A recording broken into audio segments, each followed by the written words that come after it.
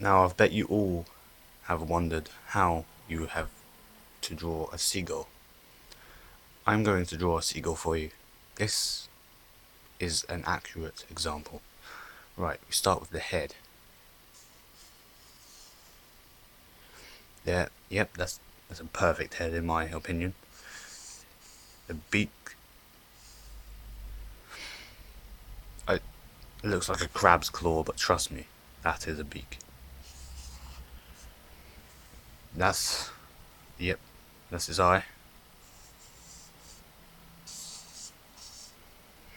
That is not his wing, that's a part of its back. It's just the spine has been heavily disfigured.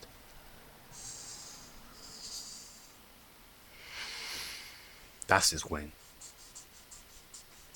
They are meant to be feathers. Do not judge. That is perfect accusation of a seagull.